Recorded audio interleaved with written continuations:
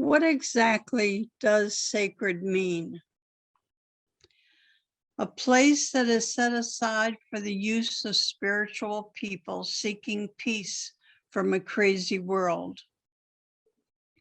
That which evokes an attitude of reverence, awe, and ultimate respect. The symbol recognition of the relatedness of all life and our place within the web of existence. Dedicated or set apart for the service of worship of a deity. Devoted exclusively to one service or use. Highly valued or important. Worthy of reverence. When I first chose this topic, I was thinking only of memories that we might share with each other. A specific memory that I have is from when I was 15 years old. I attended a Methodist gathering for teens at Purdue University in Indiana.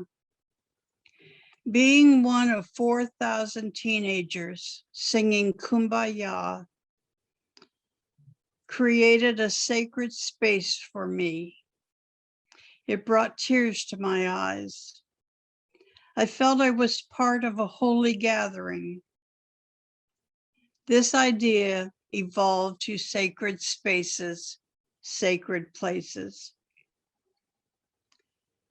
I shared the idea of a sacred place with others. They had ideas different from just memories. Debbie Zill said, I have a sacred place in my home. I built an altar of things that I cherish. How many of you have such a place in your home? Raise your hand if you do. Steve Baker said, White Sands Buddhist Center is a sacred place for me. I agree with Steve. I just have to be on the grounds there to get a feeling of awe and reverence. The community of Cassadaga does the same for me. A feeling of stillness and calmness comes over me as soon as I drive into the town. These are places man has created, like Stonehenge, the great cathedrals of Europe, the pyramids of the Egyptians and the Mayans. For some, a sacred place that will help them reconnect with themselves are those places that grow organically out of the earth's processes. The beach, the ocean with its muddy waves, the majestic mountains, the great green stillness of the forest. What is sacred for one is not sacred for all. Back in the 1960s, my husband and I took a 2-week vacation each summer, leaving the children at home. This particular year, we went to the southwest part of the United States. We were at the northern rim of the Grand Canyon and had walked down a pathway to an overlook. We had taken dozens of pictures, and we were just standing quietly in awe of the majesty and the beauty of before us. Another couple walked down the path, looked around briefly, turned to each other, and one said, I don't see anything here worth taking a picture of, do you? And they turned around and left. We just shook our heads.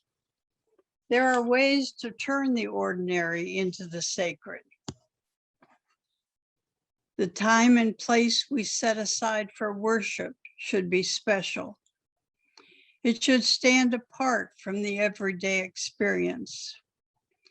One way to make things more special and sacred is to make them more beautiful.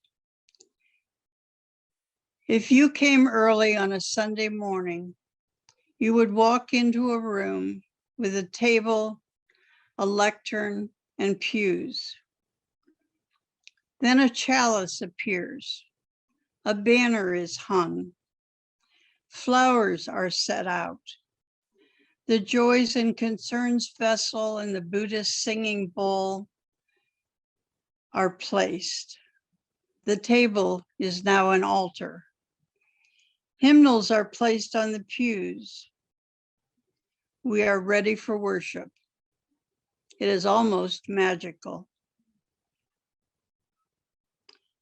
A minister on the internet who was a yoga practitioner described a visit to a relative's house.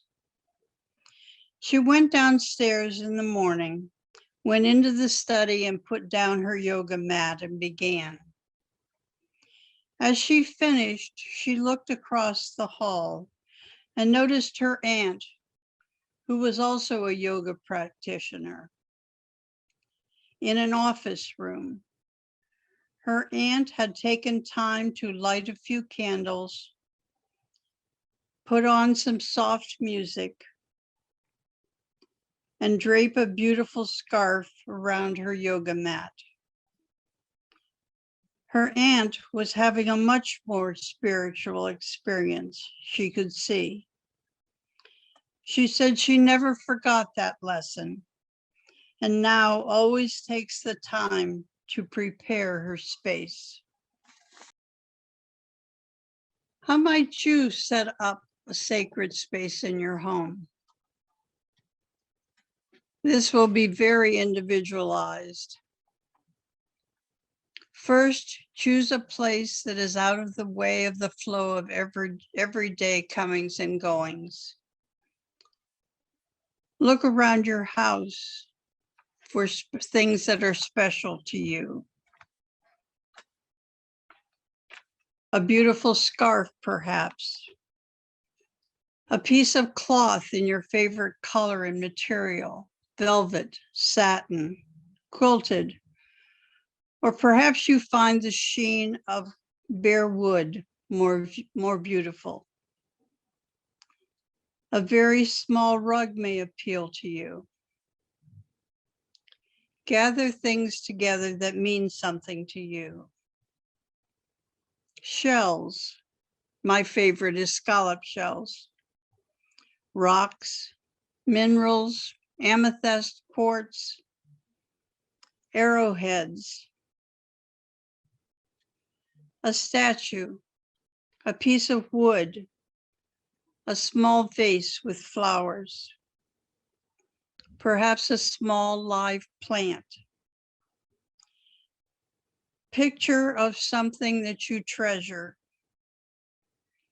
a piece of beloved glassware, a candle, real or electric. Maybe something to hang on the wall above your sacred place.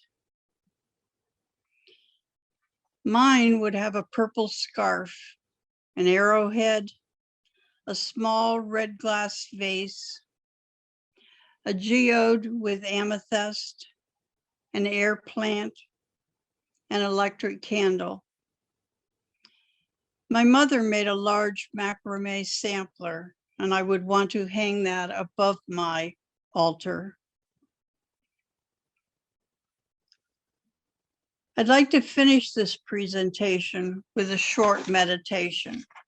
Please sit quietly, both feet on the floor.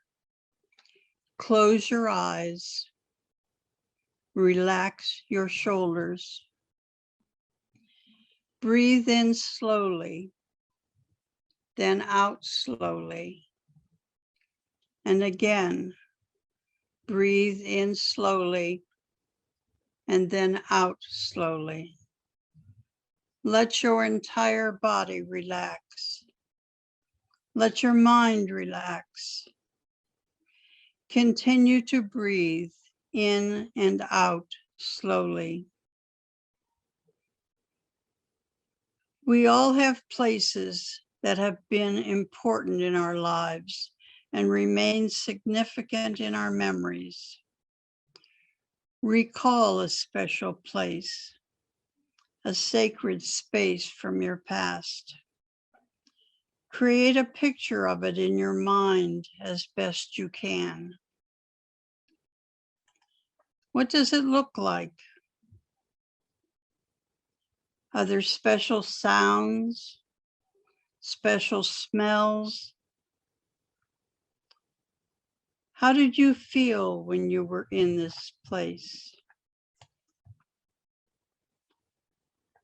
Let's stay in our special places for just a little while and reflect on their meaning for us in our lives.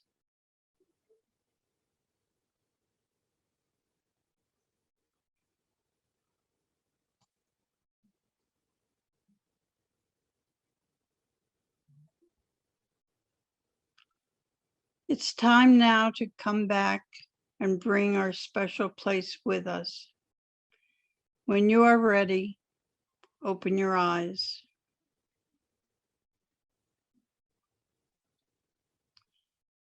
Perhaps we can begin our chat time with some of us sharing our special place.